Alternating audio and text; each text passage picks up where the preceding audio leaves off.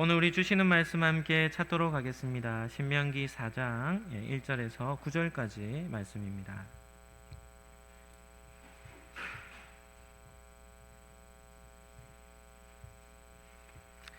구약 성경 266페이지에 있습니다. 신명기 4장 1절에서 9절까지 말씀입니다. 우리 한 절씩 교독하도록 하겠습니다. 제가 먼저 읽겠습니다. 이스라엘아, 이제 내가 너희에게 가르치는 규례와 법도를 듣고 준행하라. 그리하면 너희가 살 것이요 너희 조상의 하나님 여호와께서 너희에게 주시는 땅에 들어가서 그것을 얻게 되리라.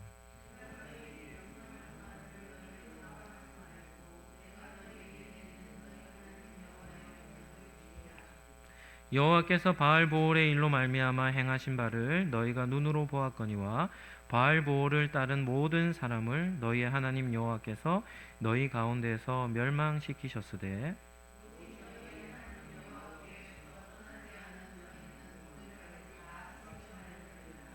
내가 나의 하나님 여호와께서 명령하신 대로 규례와 법도를 너희에게 가르쳤나니 이는 너희가 들어가서 기업으로 차지할 땅에서 그대로 행하게 하려 함인즉.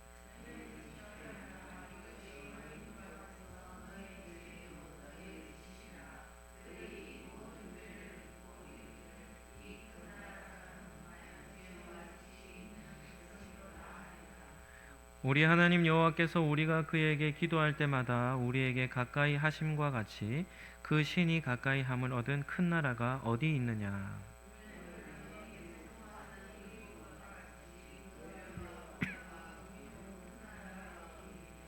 같이 읽겠습니다. 오직 너는 스스로 삼가며 내 마음을 힘써 지키라. 그리하여 내가 눈으로 본 그 일을 잊어버리지 말라.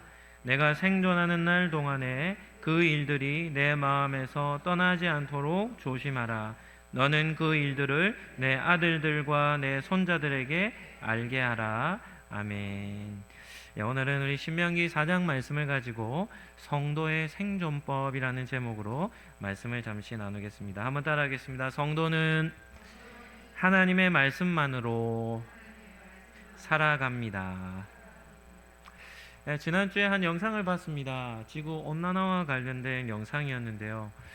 지금 우리가 살고 있는 이 지구의 환경이 점점 나빠지고 있습니다. 지구 환경을 악화시키는 주범이 이 지구의 온난화이고, 지구 온난화가 되는 이유는 이산화탄소 때문입니다. 이산화탄소의 배출이 상상할 수 없을 정도로 지금 너무나도 많기 때문에 하나님께서 이 자연 질서 속에는 이 정화 작용을 할 수 있도록 그렇게 하나님이 이 세상을 창조하셨는데, 그런 자정 작용조차도 무의미하게 될 정도로 지구의 상태가 좋지 못합니다.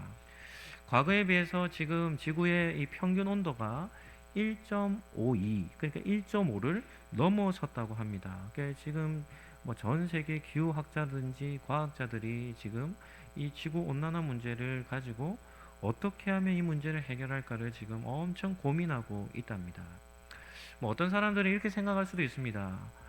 지구의 평균 온도가 1도 오른다고 해서 뭘 그렇게 이렇게 엄살을 떠느냐, 이렇게 반론을 제시할 수 있을지는 모르겠지만, 우리가 사는 지구는 생각보다 큽니다. 그런데 이 큰 지구의 전체 온도가 1도가 오른다는 것은 어떤 의미가 있겠습니까? 엄청난 이 에너지가 필요하다는 것을 우리는 기억해야 합니다. 한 물리학자가 이렇게 얘기했습니다. 지구 표면 온도를 1도 올리는데 들어가는 에너지가 얼마나 될까요? 이렇게 묻더라고요.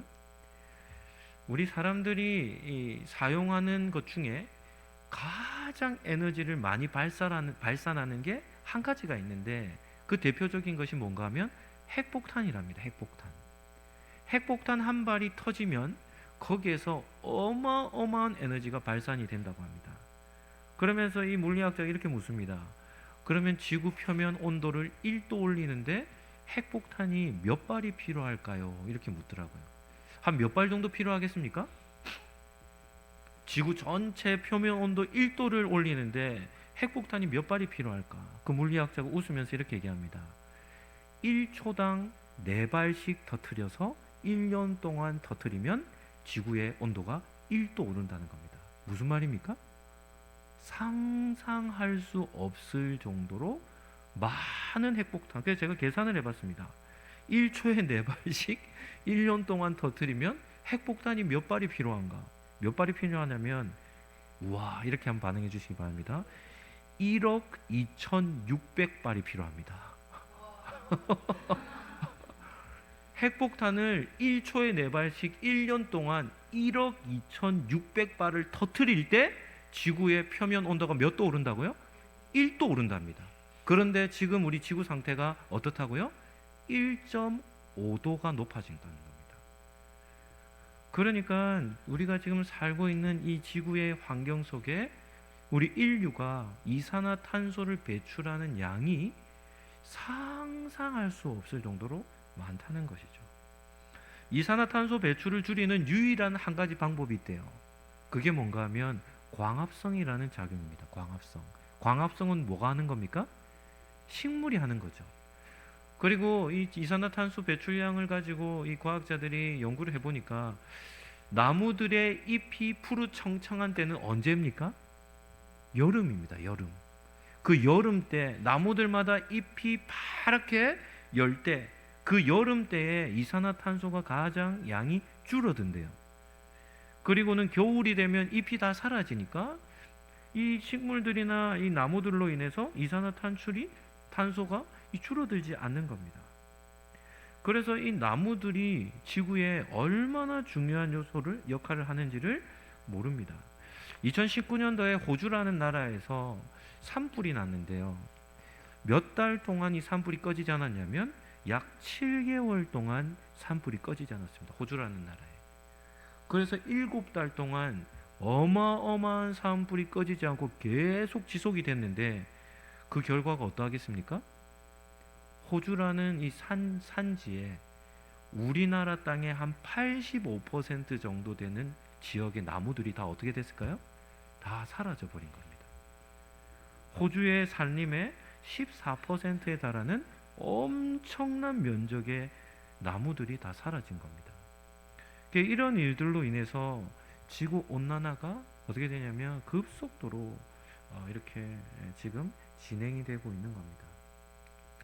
앞으로 지구 환경은 좋아질 가능성보다 나빠질 가능성이 훨씬 높습니다. 그래서 기후학자들이 이렇게 얘기합니다. 만약에 지구의 표면 온도가 3도 정도 올라가면 어떤 일이 일어나는가? 네. 서울 한강 주변에 있는 서울 지역, 그리고 우리나라 해변에 어느 도시가 있습니까? 부산이 있죠? 해변에 있는 도시, 이런 도시들은 다 잠긴답니다. 물에 잠겨서 많은 땅들이 물에 잠기는 이런 일들이 일어나게 될 것이요. 물이 부족하게 되고 양식이 부족해서 그냥 우리가 일상에 살아가는 물과 양식의 전쟁이 앞으로 일어나게 될 것이다. 이렇게 예고하고 있는 것이죠. 지금 시대는 하나님의 은혜가 더 필요한 시대입니다. 우리 한 사람의 건강도 참 중요하지만 지구의 건강도 참 중요한 그런 시대죠. 그래서 우리는 어떻게 하면 이 에너지를 가능한 줄이며 삶을 살아갈까를 함께 고민하며 살아야 하는 그런 시대가 이르렀습니다. 우리 나라를 위해서도 기도해 주시고 또 이 시대를 두고도 우리가 기도하며 우리는 삶을 살아야 하는 것이죠. 오늘 우리가 살펴보고자 하는 우리 신명기 4장의 말씀은, 신명기에는 모세의 설교가 3편이 나오는데 그 첫 번째 설교가 1장에서 4장 40절까지입니다. 그래서 오늘 읽은 본문은 어디에 위치하는가 하면 모세의 첫 번째 설교의 결론 부분에 해당이 되는 겁니다. 그러니까 한편 설교의 마지막 부분이기 때문에, 그리고 1장에서 4장까지의 내용은 과거를 회고하며 내리는 결론이기 때문에 중요한 메시지를 담고 있습니다. 오늘 본문을 가지고 3가지로 나누어서 말씀을 한번 살펴보겠습니다. 첫 번째입니다. 한번 따라하시죠. 듣고 준행하라. 믿음의 관점에서 볼 때 사람은 크게 둘로 나눌 수 있습니다. 어떻게 나눌 수 있냐면 믿음이 있는 사람과 믿음이 없는 사람으로 나눌 수 있습니다. 그리고 믿음이 있다고 말하는 성도들을 또다시 둘로 나눌 수 있는데 어떻게 나눌 수 있냐면 말씀을 따라 순종하는 성도가 있고 말씀과 무관하게 살아가는 성도가 있는 것이죠. 2025년 목회 주제가 예수님의 발 앞에 앉아라고 우리는 정하고 우리가 올해 말씀을 듣고 있는데요. 왜 이러한 말씀을 청종하는 자세가 중요한가 하면 모든 신앙생활의 출발점이 무엇으로부터 시작되기 때문입니까? 말씀을 잘 듣는 것에서부터 시작되기 때문입니다. 그럼에도 신앙생활은 듣는 것에서 끝나지 않습니다. 듣는 것은 목표가 아니에요. 듣는 것은 시작에 불과한 것이고 듣기를 통하여 뭐 하기 위함입니까? 순종하기 위하여. 오늘 본문의 표현으로 하면 준행하기 위하여 우리는 잘 들어야 하는 것입니다. 아이들을 가르쳐 보신 분들이라면 누구나 공감할 수 있을 것 같습니다. 아이들을 가르쳐 보면 가르치는 대로 잘 따라오는 아이들이 있는가 하면 아무리 가르쳐도 듣지 않는 아이들이 있죠. 듣지 않는 아이들의 공통적인 특징은 뭔가 하면 듣는 자세가 좋지 못한 겁니다. 그래서 잘 듣지를 못하기 때문에 변화나 이런 성장이 매우 더딘 것이죠. 한 집회를 다녀오신 목사님이 그 집회에서 설교를 하고 난 이후에 설교를 마치고 집회를 마치고 그 교회 담임 목사님과 이런 대화를 나누었답니다. 자기가 설교를 해보니까 어떤 성도들은 설교를 듣는 태도가 아니라 듣지 않는 자세를 취하고 있더라는 겁니다. 그래서 그 집회에 가신 목사님이 그 목사님께 담임 목사님께 물었대요. 앞에서 그분들은 설교를 잘 듣지 않던데 그 사람들은 누구입니까? 물었더니 그 목사님이 뭐라고 얘기하냐면 그 사람들의 대부분은 박사들입니다. 이렇게 대답했다는 겁니다. 네. 세상적 학문에 뭐한 사람들입니까? 세상적 학문을 많이 공부한 지성인들이라는 것이죠. 그래서 지식이 해박한 사람들이라는 겁니다. 그런 박사들이 왜 설교를 잘 듣지 않겠습니까? 자기들이 가진 지식이 전부인 줄 아는 것이죠. 하나님의 말씀보다 세상 학문이 더 뛰어나다고 우월하다고 생각하니까 하나님의 말씀을 듣지 않는 겁니다. 그런데 이런 것은 정말 자기 자신을 모르는 겁니다. 세상에 박사님들이 많이 있는데요. 그 박사님들이 유익을 주는 역할들을 많이 하죠. 그러나 그 박사님들이 가지고 있는 한계가 뭔지 압니까? 그 한계는 자기가 공부한 영역밖에는 모른다는 겁니다. 자기가 공부한 영역밖에.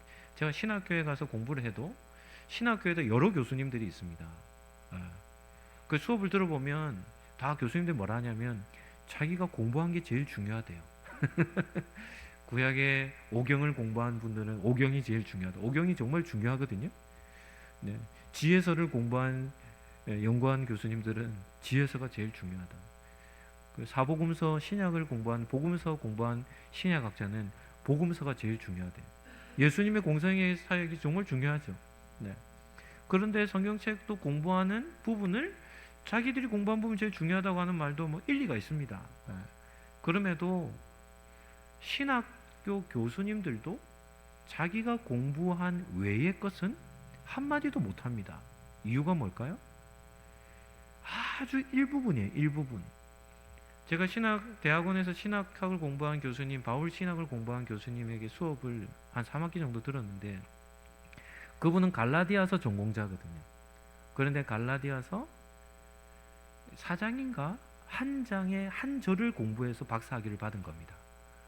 그러니까 그분은 박사지만 갈라디아 1장에서 4장까지 전부를 공부한 분이 아니에요. 그게 바울 신학자라 얘기하지만 바울 신학자가 아닙니다. 왜요? 바울은 13권의 책을 썼거든요. 그런데 그 중에 한 권을 공부해서 박사학위를 받았기 때문에 바울의 13권의 권을 자기가 박사학위를 받는 것처럼 공부를 13권을 평생에도 다 못합니다. 그러니까 그 작은 한 영역의 박사이지 성경 전체의 박사가 되지 않는 것이죠. 그러니까 박사님들은 아주 뛰어난 학문적인 업적을 남겼음에도 어떤 사람들인가 하면 자기가 공부한 작은 영역 하나에서만 권위 있는 사람이지 그 외에 다른 영역들은 잘 모르는 겁니다. 그러니까 그러한 부분적 지식을 가지고 하나님의 말씀인 성경을 무시한다. 업신여긴다. 이런 태도는 정말 어리석은 태도가 되는 겁니다. 그리고 잘 듣지 않기 때문에 신앙 성장이 일어나지 않고, 신앙 성장이 일어나지 않는 성도들은 교회를 가장 소란스럽게 만드는 주범들이 되는 겁니다. 하나님의 말씀을 귀담아 듣는 사람들의 특징이 무엇이겠습니까? 자신의 부족함, 자신의 연약함을 아는 사람들이고, 자기 속에 하나님의 말씀의 공급이 필요함을 느끼는 사람들이죠. 누가 음식을 사모합니까?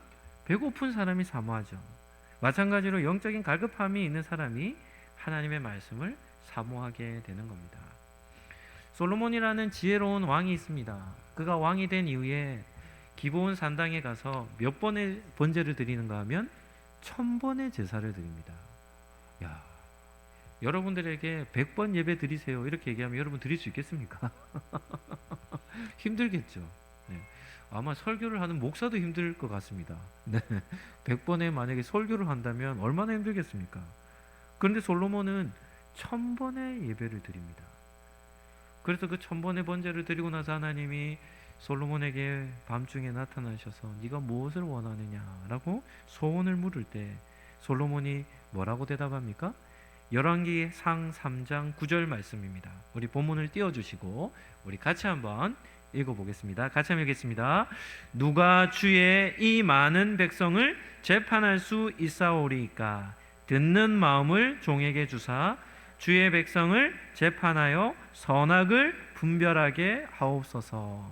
솔로몬은 왕이 된 이후에 1000번의 제사를 드렸습니다. 근데 이 제사는 어떤 제사인가 하면 내가 왕이 되었음을 감사하며 영광을 올려드리는 제사가 아니었습니다. 1000번의 제사를 드리며 솔로몬은 어떻게 드렸는가 하면 하나님 저는 지혜가 부족한 사람입니다. 하나님 저는 작은 사람이라 이 많은 백성을 다스릴 수 없는 사람입니다 라고 하며 1000번의 제사를 어떻게 하냐면 자신의 부족함을 근거로 제사를 드린 겁니다. 그래서 하나님이 무엇 해주기를 원하느냐라고 소원을 말하라 할 때 솔로몬이 그 마음 속에 있었던 것을 말하는데 무엇을 구하는 겁니까? 백성의 재판을 올바르게 하기 위해 듣는 마음을 하나님께 구한 것입니다. 한번 따라 하시죠. 참된 지혜는 듣는 것에서 주어집니다. 솔로몬은 하나님의 말씀만을 듣기를 원한 것이 아니라 백성의 송사까지도 잘 듣기를 원했던 것이죠. 이러한 듣기는 첫째는 재판의 공정성을 위한 겁니다. 그리고 둘째는 무엇인가 하면 하나님 나라의 정의를 위하는 것이죠. 그러니까 이스라엘의 왕의 중요한 역할은 뭐 하는 것이냐면 백성들의 민원, 백성들의 송사를 선악을 잘 분별하여 바르게 법을 집행하는 것입니다. 이것은 재판의 공정성을 얘기하는 것이죠. 그러나 재판의 공정성은 그것으로 그치지 않고 이스라엘이라고 하는 하나님 나라의 정의를 구현하기 위한 강구였습니다. 그래서 하나님이 솔로몬에게 지혜를 주신 것이죠. 마찬가지로 신앙생활을 함에 있어서도 듣는 것이 아주 중요합니다. 이것은 신앙생활의 가장 좋은 출발점이 되는 것이죠. 그래서 그런 듣기로부터 시작해서 신앙생활은 어디에까지 나아가는 겁니까? 순종으로 나아가는 신앙생활이 가장 건강한 신앙생활이 되는 겁니다. 그렇다면 하나님의 말씀에 순종해야 하는 궁극적인 이유가 무엇 때문이겠습니까? 왜 우리는 하나님의 말씀에 순종하며 살아야 할까요? 우리 1절 말씀을 다시 한번 읽도록 하겠습니다. 1절입니다. 우리 같이 한번 읽어보실까요? 네. 1절 이스라엘아 이제 내가 너희에게 가르치는 규례와 법도를 듣고 준행하라. 그리하면 너희가 살 것이요 너희 조상의 하나님 여호와께서 너희에게 주시는 땅에 들어가 그것을 얻게 되리라. 모세는 이스라엘 백성이 순종할 때에만 무엇을 얻는다고 말합니까? 생명을 얻는다라고 말합니다. 40년 동안 출애굽 1세대는 하나님 앞에 악한 원망과 불평으로 끝까지 불순종해서 40년 동안 광야에서 다 멸망을 당했습니다. 그리고 3절에 보면 바알 보올 사건이 나오거든요. 이 바알 보올 사건은 얼마 전에 일어났던 일입니다. 얼마 전에 일어났던 일. 모압 평지에서 이스라엘 백성들이 하나님을 버리고 바알 보올을 섬기는 겁니다. 그래서 하나님께서 노하셔서 전염병을 보내셨는데 2만 4천 명이라는 많은 사람들이 죽음을 당하는 그런 결과를 얻게 된 것이죠. 그래서 불순종의 결과는 뭔가 하면 멸망입니다. 순종해야 살 수 있는 것이죠. 그래서 모세는 4절에 뭐라고 말합니까? 4절에 보시면 이렇게 말씀하죠. 오직 너희의 하나님 여호와께 붙어 떠나지 않는 너희는 오늘까지 뭐 했다는 겁니까? 다 생존했다는 겁니다. 어떻게 하면 생명을 얻는가? 그리고 이 생명을 얻는 것과 더불어 이 짝을 이루는 복이 뭔가 하면 하나님께서 약속하신 땅에 들어가는 겁니다. 하나님의 말씀을 따라 듣고 준행할 때 생명을 얻게 되고 약속하신 땅에 들어가는 것이죠. 여기서는 네 가지 요소가 함께 묶여 있음을 보게 됩니다. 첫째는 하나님의 말씀을 듣는 것이고, 둘째는 하나님의 말씀에 순종하는 것이고, 셋째는 그로 인해 생명을 얻는 것이고, 그리고 네 번째는 하나님 나라 약속의 땅에 들어가는 겁니다. 한번 따라하시죠. 듣기와 순종, 생명 얻음과 하나님 나라. 이 네 가지가 어떻게 되냐면 다 짝을 이루어서 이루어져 있는 것이죠. 이런 이유로 모세는 하나님의 규례와 법도 하나님의 말씀을 듣고 준행하라 이렇게 전하는 겁니다. 오늘 예배를 드리는 우리 상록교회 성도 여러분, 하나님이 가장 기뻐하시는 모습이 하나님의 말씀을 잘 듣는 것이고, 그리고 그 말씀을 순종하는 것입니다. 그리할 때, 이것이 조건이 되어질 때 하나님은 우리에게 생명을 주시고 하나님의 나라를 약속해 주시는 줄 믿습니다. 그러한 은혜와 복을 누리는 우리 성도님들 되시기를 축복합니다. 두 번째입니다. 한번 따라하시죠. 가감하지 말라. 2절 말씀 우리 같이 한번 읽어봅시다. 2절도 중요합니다. 우리 같이 한번 읽겠습니다. 내가 너희에게 명령하는 말을 너희는 가감하지 말고 내가 너희에게 내리는 너희 하나님 여호와의 명령을 지키라. 모세는 이스라엘 백성이 순종하는 문제에 있어서도 한 가지 중요한 원칙을 전하는데 어떻게 말합니까? 하나님의 말씀을 뭐 하지 말라는 겁니까? 더하거나 빼지 않는 것입니다. 하나님의 말씀을 가감하는 일은 인류 역사의 시작점부터 우리가 살아가는 지금 21세기에 이르기까지 인류 역사 속에 지속적으로 반복해서 일어났던 일이 어떤 일인가 하면 하나님의 말씀에 가감하는 일이었습니다. 에덴 동산에서도 가감하는 일이 발생했죠. 어떻게 발생했습니까? 하나님이 선악을 알게 하는 나무 열매 먹지 말라 했죠. 그런데 선악을 알게 하는 나무의 곁에 누가 등장합니까? 뱀이 등장해요. 뱀이 등장하여 하와를 유혹하는데 어떻게 유혹하냐면 하나님의 말씀에 더하여 유혹을 하는 겁니다. 하나님은 선악과를 먹으면 반드시 어떻게 된다고요? 죽는다라고 이렇게 말씀하셨는데 뱀은 어떻게 말합니까? 결코 죽지 않는다라고 이렇게 유혹하는 겁니다. 그리고 한마디 덧붙여요. 왜 하나님이 먹지 말라 했는 줄 아느냐? 선악을 알게 하는 나무 열매를 먹으면 하나님과 같이 눈이 밝아질 것이다 라고 해서 하나님의 말씀에 뭐 하는 겁니까? 더하여 말한 겁니다. 이로 인해 모든 인류가 하나님의 명령에 불순종하게 되는, 그래서 죄를 낳게 되었고, 그리고 육체의 죽음뿐만이 아니라 영원한 죽음에 이르게 된 것이죠. 성경에 보면 이렇게 불순종이라는 사건이 발생할 때마다 똑같은 일이 반복되는데 그 일이 바로 하나님의 말씀을 감하든지 더하든지 하는 일들이 일어난 겁니다. 여호수아 6장 19절 말씀 우리 본문 한번 띄워주시고 우리 같이 한번 읽겠습니다. 여호수아 6장 19절입니다. 같이 읽겠습니다. 6장 19절. 여호수아 6장 19절. 네, 같이 한번 읽어볼까요? 네, 시작. 내가 노력한 물건 중에 시날산의 아름다운 외투 한 벌과 은 200세겔과 그 무게가 50세겔 되는 금 덩어리 하나를 보고 탐내어 가졌나이다. 보소서 이제 그 물건들을 내 장막 가운데 땅 속에 감추었는데 은은 그 밑에 있나이다 하더라. 하나님이 이 여리고성을 멸망시키실 때 하나님이 금하신 것이 있습니다. 그게 뭔가 하면 여리고성의 은금과 모든 금이라든지 동철 같은 기구들은 하나님의 장막으로 다 드리라. 어떤 것도 소유하지 말라. 이렇게 하나님께서 명령하셨는데 그 명령의 아간은 뭐 하는 거냐면 자기의 생각을 더한 겁니다. 그래서 신할산 아름다운 외투 한 벌은 지금으로 표현하면 명품 외투를 얘기하는 겁니다. 그리고 은 200세겔과 50세겔 되는 금 한 덩어리죠. 큰 금덩이를 보고는 어떻게 하냐면 마음에 탐욕이 일어나 하나님이 갖지 말라고 명령하신 그 말씀에 가져도 된다라는 자기의 생각을 더한 것이죠. 그래서 하나님이 이 아간의 죄로 이스라엘의 아이성의 전투를 이 전투에서 패하게 하시고, 그리고 이 아간이 불순종한 이 아간을 그의 가족과 그의 모든 가족을 하나님이 멸하신 것입니다. 하나님의 말씀에 가감한 결과는 성경에 보면 하나님의 손에 의해 멸망당하는 것을 보게 되죠.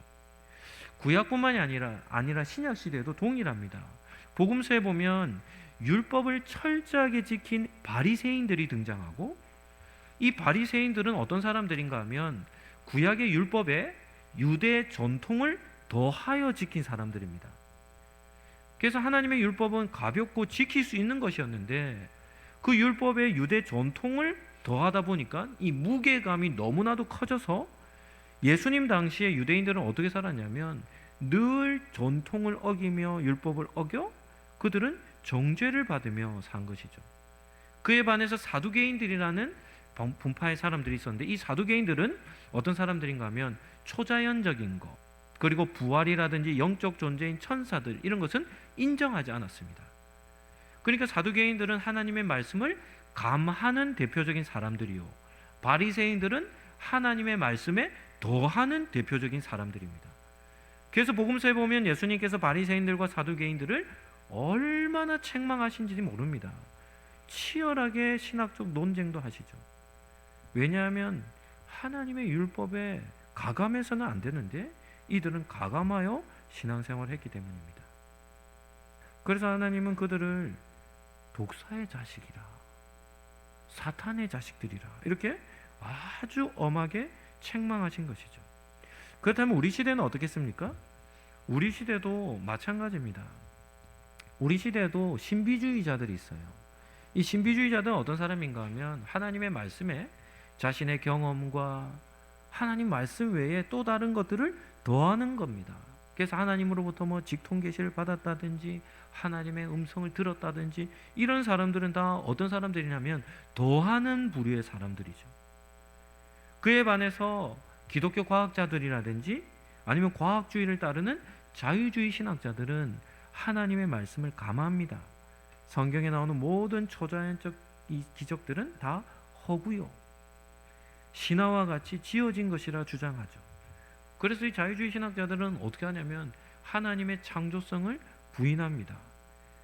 하나님의 다스리시는 통치하시는 하나님을 주권을 부인합니다.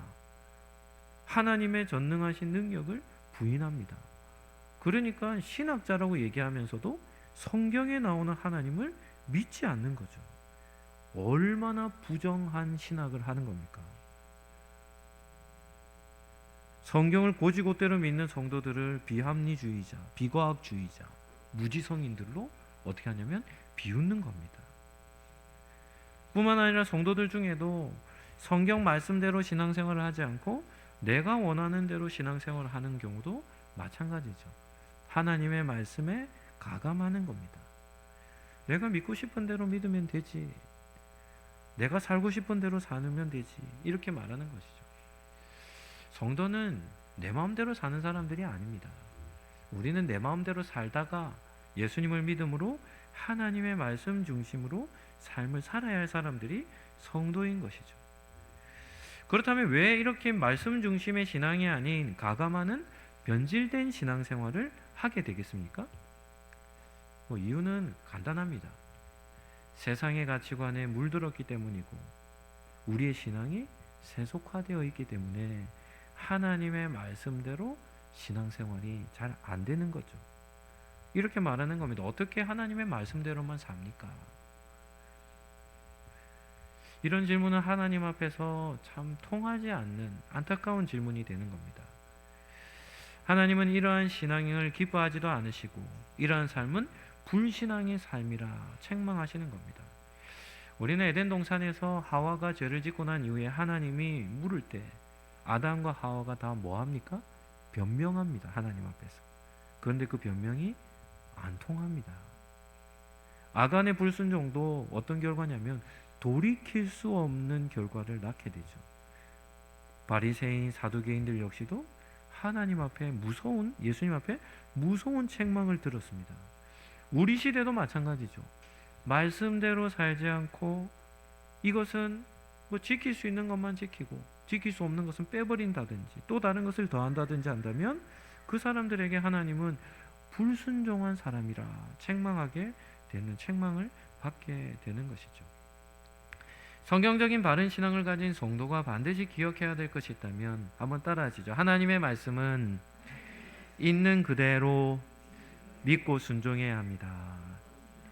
이것이 바로 하나님이 우리에게 말씀하시는 올바른 신앙이라는 겁니다. 세 번째입니다. 세 번째는 자녀들에게 가르치라 라는 말씀입니다. 9절 말씀 제가 한번 읽어드리겠습니다. 9절입니다. 오직 너는 스스로 삼가며 내 마음을 힘써 지키라. 그리하여 네가 눈으로 본 그 일을 잊어버리지 말라. 내가 생존하는 날 동안에 그 일들이 내 마음에서 떠나지 않도록 조심하라. 너는 그 일들을 내 아들들과 내 손자들에게 알게 하라. 이렇게 기록합니다. 우리가 믿는 신앙은 우리의 당대에만 주어진 것이 아니라 모세는 이스라엘 백성이 이렇게 말합니다. 내 아들들과 내 손자들에게로 알게 하라. 이렇게 말하죠. 먼저는 우리 자신이 하나님의 말씀을 마음을 다하여 잘 순종해야 하고 그 다음은 자녀들에게 말씀을 잘 전수해 주어야 합니다. 부모님들에게 한번 물어보겠습니다. 자녀 교육이 쉽습니까? 어렵습니까? 어렵습니다. 네, 마음먹은 대로 되지 않는 것이 자녀 교육이죠. 그러나 힘든 일이지만 그렇다고 해서 포기할 수 없는 일이죠. 저희 가정도 이제 작년부터 우리가 아이들과 함께 세대 통합 예배를 드리지 않습니까? 그래서 세대 통합 예배를 드리는 아주 유익한 점이 하나가 있다면 예배 시간에 같은 말씀을 듣는 겁니다. 그래서 주일 저녁이라든지 월요일 저녁에 우리 가족 모임을 합니다. 말씀 모임을 하는데 처음에는 우리 아이들에게도 오늘 들은 설교 말씀이 뭐였냐 이렇게 물으니까 아이들이 대답을 못했습니다. 네. 왜냐하면 설교를 듣고 한 7, 8시간 지난 뒤에 물으니까 기억할 리가 없겠죠. 그런데 지금은 설교를 잘 듣습니다. 그리고 나눠준 노트에 열심히 기록을 합니다. 그래서 저녁 모임을 할 때 들은 말씀 중에 기억에 나는 것이 있느냐, 설교의 핵심이 무엇이냐, 중요한 메시지가 무엇이었느냐라고 물으면 아이들이 대답을 잘 합니다. 그래서 나눔에 적극적으로 참여하고 있습니다. 이러한 좋은 듣기를 잘 하는 모습, 이것이 신앙생활의 출발점이 되죠.